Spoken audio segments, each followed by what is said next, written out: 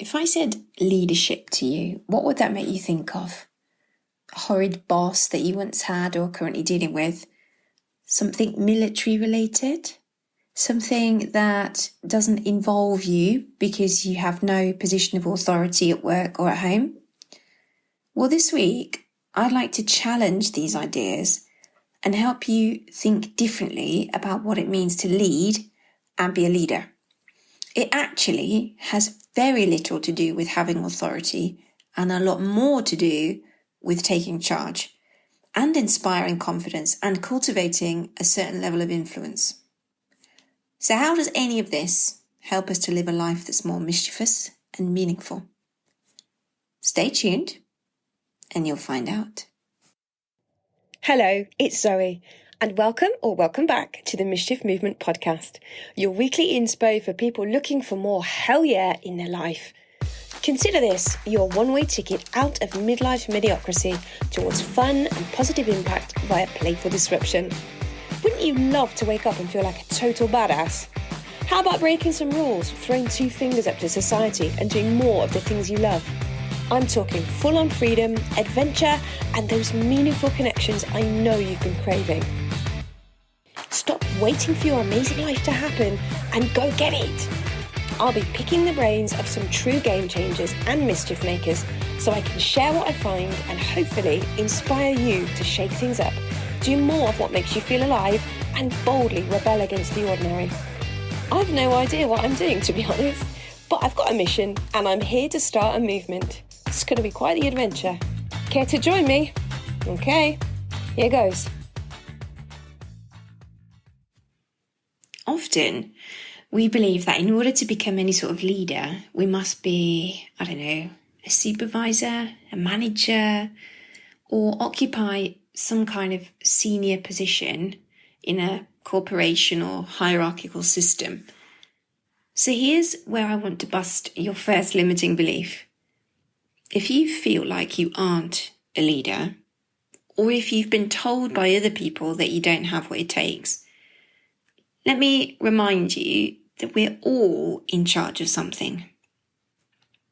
You are in charge of you. And you don't need a name badge saying manager to validate anything. You get to control your thoughts, your actions, and your beliefs. The concept of self-leadership is everything you do when no one else is there to watch you.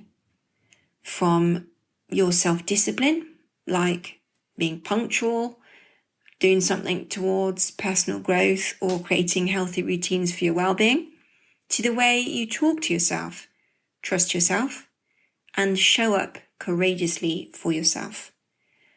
You don't need any other people or job titles to develop these skills and become the leader of your own life.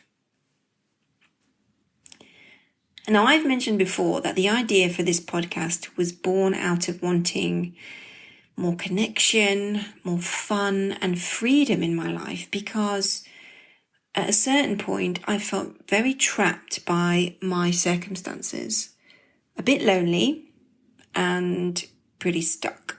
And I just didn't know where I was even trying to get to. Back then, I was good at being a victim. I blamed my partner for working shifts, which made my life difficult to organise. I blamed my kids because I couldn't find a job that would fit around them, so I was constantly broke. I blamed myself for being a pretty shit excuse for a grown-up who couldn't figure out how to adult properly.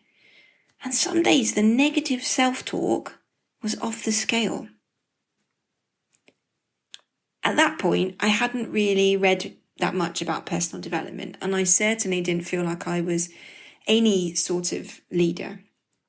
I could lead my friends to the dance floor sometimes, but many of the opportunities that I had to demonstrate actual leadership skills, I fucked up because I was not following the main points I just mentioned above.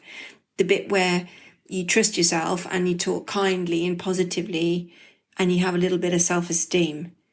I had all this potential, but I actually failed to deliver because I was riddled with self-doubt and a lack of confidence.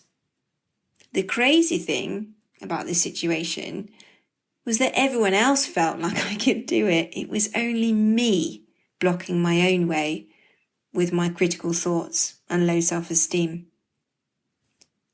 So here's the next point I want you to understand. Being a leader is intrinsically linked to your identity. And by this, I mean having a certain level of self-awareness, like being really clear on who you are and the beliefs you tell yourself, and then cultivating the right sort of identity. How you feel about yourself is the foundation to everything else. If you think you're not worthy enough, you're not going to trust your own decisions. You're going to be second guessing yourself. On the other hand, if you overestimate your abilities, you'll come across as arrogant and you may fail to deliver on what you set out to do. So it's a delicate balance. Leaders need empathy. So everything begins with treating yourself well. This translates as self-compassion, celebrating your achievements, and expressing gratitude. Using your personal values also helps to understand what to prioritize and can deeply affect how you show up in the world. You want an example? A person with values like courage and authenticity is likely to behave honestly and lead with a hint of daring. This episode has been heavily influenced by a great book on leadership that I've just read called How to Lead When You're Not in Charge by Clay Scroggins. And it had some fantastic points that I was desperate to share with you. Here's one that I wasn't expecting. So, to become a great leader, you need to start as a good follower. So if you find yourself listening to this, somebody stepping into line and being a model employee rather than an office rebel, that's totally okay. What we learn by following a manager or a leader is actually what good or bad leadership looks like. We have a benchmark and some experience to inform our own style of leadership. Great leaders question things, and here is something I say often on the podcast. Be curious and try to think differently. Be observant and challenge assumptions so you can start to develop the skill of critical thinking. But what does that mean, I hear you ask? Well, put simply, critical thinking is not the same as being critical. Someone who's critical is focused on the problems and looking to see others lose, whereas a person who can think critically, objectively, is invested in seeing others win. So they want to bring solutions. The difference is kind of subtle, but it's really significant. For you to become the leader of your life, you'll have to adjust your mindset slightly, because through your questioning, you'll become a better observer. You'll be keen to understand why things are the way they are, and you'll be looking for connections that other people can't see. This might look like the link between behaviors and emotions. So when I feel this way, I behave like that. It's starting to notice these patterns. It also means ditching the employee mentality and starting to view yourself as the owner or CEO, because you are. It's your life. Owners of businesses care more because they're more invested in the project. And the same goes for you, because you're the captain of your own ship. I'm excited to continue partnering with Polite Club, a brand whose mission is to change the attitude towards vulnerability and to encourage more conversation around it in order to increase real human connection. Connection is one of my core values, as you know, so to bring more people together and help you rebel against staying the same, Polite Club are offering a cheeky 10% discount when you use the code MISCHIEF at the checkout. 50% of the profits from this organic and rebellious brand are used to fund proactive suicide prevention in the form of coaching, support, and awareness raising. So get involved and become a vulnerable with us. For more info on the brand or to buy online, go to politeclub.co.uk or follow on Instagram at politeclubhq. P.S. If you are a small business doing things differently, an independent brand disrupting the status quo, or simply an unconventional, adventurous individual looking to create a positive impact, I'd love to hear from you about getting your story out there in the world and promoting you. DM me on Instagram at the Mischief Movement. Right, now on with the show.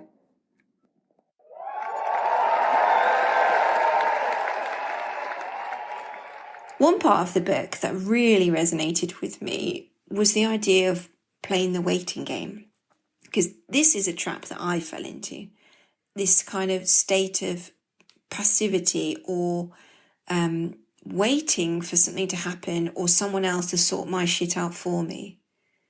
As the person I am today looking back, I almost can't believe this was my behaviour. I'm a little bit ashamed, actually. But then again, when you're not aware of certain things, you can't really see what's going on. So anyway, there I am feeling all helpless and waiting around like the world owes me something. And I'm frustrated and I'm angry because the way I see it, I've got no control over anything. I was stuck at home, or so I felt, with a toddler and a baby, no independent income, lack of freedom, not a lot of time to myself, and my ambitions and dreams felt like they'd just gone up in smoke. If this is you, I'd urge you to listen carefully to this next quote by Clay Scroggins. When we are not in charge, we feel like we have no control and feel forced to be reactive. That reactivity perpetuates passivity, and passivity causes us to feel stuck.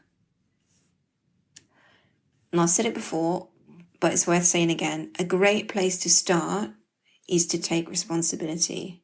This is where I started. I had to learn to stop blaming other people and admit to myself that whatever or whoever had got me there, it was my responsibility to get myself out. No more waiting around. Who the fuck did I think I was anyway? Some sort of, pathetic damsel in distress. Jeez. You don't have to stay stuck. You just need to look around for something to do that will move the needle forward. This is real leadership. Choose to own whatever it is you've been avoiding. Take the initiative. That's what I had to do. There were many things out of my control, and dwelling on them made me resentful. But when I began to look at the things I could control, I took back some of that power I'd given away. It's about being proactive instead of reactive. So start to think differently. And as Scroggins says, find something that needs to change, choose to own it, and come up with a realistic plan to fix it. You may have heard people talking about being intentional. This is a great example of where setting your intention and making room for planning will result in coming up with solutions. When I was in the Army Reserves, we were told all the time, prior planning prevents piss poor performance. You'll need to set aside time to make room for that mental clarity, but trust me, it's so worth it. I'm in such a better place now mentally compared with a few years ago, simply because I chose to change things and find those solutions. You might feel like taking charge of your life is an impossible task right now, but it's all about identifying those goals and then breaking them down into the tiny achievable steps you need to get there. So stop thinking about what you'd do in the future if you had X, Y, or Z, or if you were this person or that person, and focus on the opportunities to lead right now. Don't beat yourself up for having this kind of character instead of that one. As much as I no longer buy into the idea that confidence is only something you're born with, I now also view leadership the same way.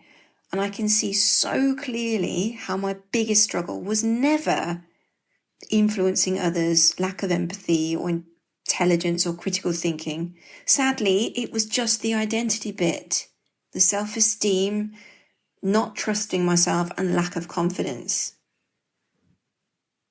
You might hear this and have no issues with being or becoming the leader of your life. Diversely, you might be listening to my little monologue here thinking, oh my God, that is me. To you, my friend, I just want to say, my first mistake was letting my identity be defined by others and allowing my beliefs to dictate the way that I then showed up with zero confidence.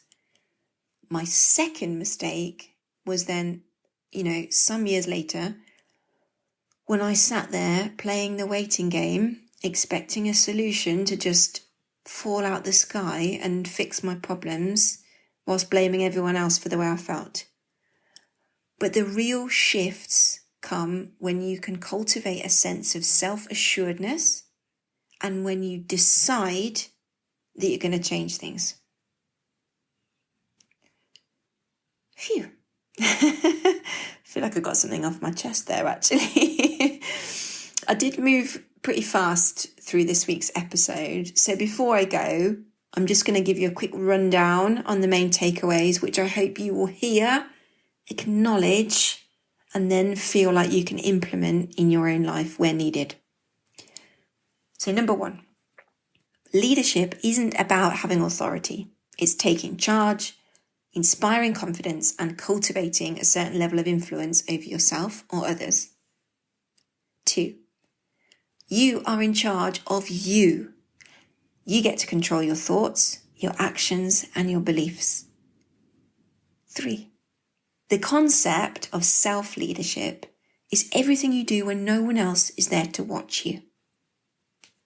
4, being a leader is linked to your identity, which means having self-awareness, being very clear on who you are, what you stand for, and the beliefs you tell yourself.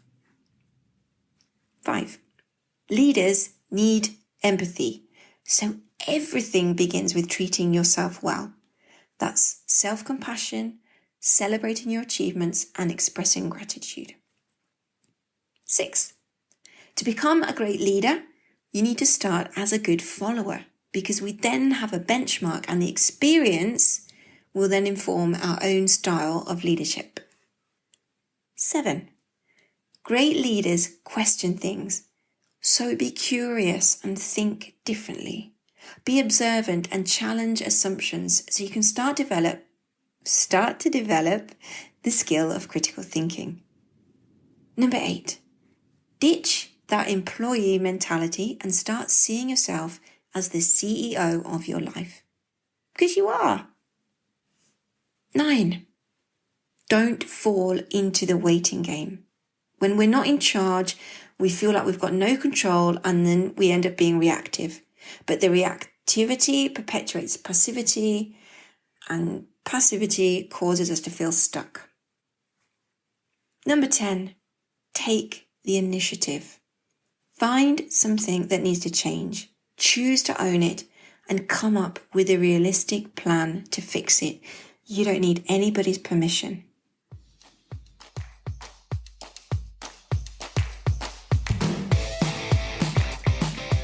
Oh, I hope you loved today's episode and it made you think differently, or perhaps nudged you into changing something in your life that's not working for you. I'd love to give you a shout out right here on the podcast too, so do let me know what you think, what you'd like to hear more of, or how you've been inspired. Let's keep in touch over on Instagram at The Mischief Movement. It's changed. Did you see that? Or click the link in the show notes to sign up to my Mischief Mail newsletter, where you'll get exclusive insights on upcoming episodes and your chance to submit questions to future guests. But shh, don't tell anyone, it's our secret. Now, please keep spreading the word about the podcast. You're doing an amazing job. And I'm also super grateful for your 5-star ratings on Apple Podcasts or Spotify, because these seriously help my mission to inspire and empower more people like us to choose mischief over mediocre. Have a great week and keep making mischief. Ciao.